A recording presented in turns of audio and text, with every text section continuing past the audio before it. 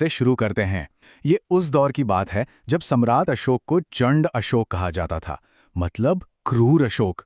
और ये वो समय था जब उनके हाथों पर कलिंग का खून लगा था। बात है प्राचीन भारत की।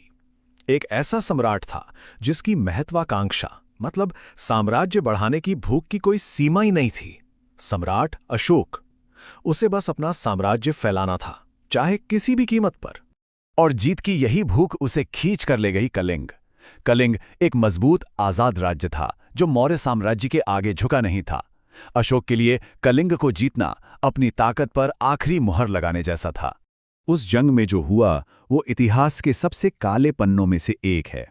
अशोक ने कलिंग युद्ध में 1 लाख से ज्यादा लोगों की जान ले ली। 1 लाख से ज्यादा। जरा इस नंबर को महसूस करके देखिए, कितना भयानक है ये। तो हां, कलिंग का युद्ध सिर्फ एक लड़ाई नहीं थी। ये इतनी क्रूर जंग थी कि इसके नतीजों ने भारत के इतिहास का पूरा रास्ता ही बदल दिया। लेकिन इसी जीत और खून खराबे के बीच एक पल आया, सिर्फ एक पल, जिसने सब कुछ पलट कर रख दिया। एक पल और एक गहरा पछतावा।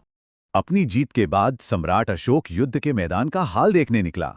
और उसने क्या देखा? जहां तक नजर जा रही थी सिर्फ लाशें थीं, हवा में मौत की गंध और रोते बिलखते लोगों की आवाजें थीं। और वो सब देखकर उसका दिल बदल गया, एकदम से। जिस मैदान को उसने जीता था, उसी मैदान ने उसे अंदर से पूरी तरह तोड़ दिया। उसे समझ आया कि ये जीत नहीं, ये तो इंसानियत की सबसे बड़ी हार है। और बस यहीं से कहानी बदलती है। चंड अशोक का चैप्टर खत्म होता है और शुरू होता है धम्म अशोक का सफर, मतलब तलवार से धम्म तक का, हिंसा से शांति तक का। आप ये बदलाव देखिए। पहले क्या था? तलवार और जीत, ये थी अशोक की पहचान।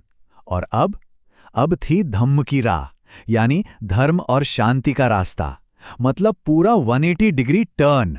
उसने हमेशा हमेशा के लिए हिंसा छोड़ दी, अपनी तलवार फेंक दी और बौद्ध धर्म अपना लिया। और सिर्फ अपनाया ही नहीं, बल्कि इसे अपनी जिंदगी का मिशन बना लिया कि अब बस दुनिया में शांति और करुणा का संदेश फैलाना है। तो इस पूरी कहानी का निचोड़ क्या है?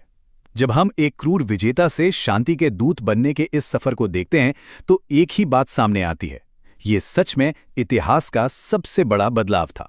एक बेरहम विजेता जिसके नाम से जमीन कांपती थी, अब वो शांति का दूत बन चुका था, जिसके संदेश से लोगों के दिलों को सुकून मिलता था। ये सफर वाकई में हैरान करने वाला है।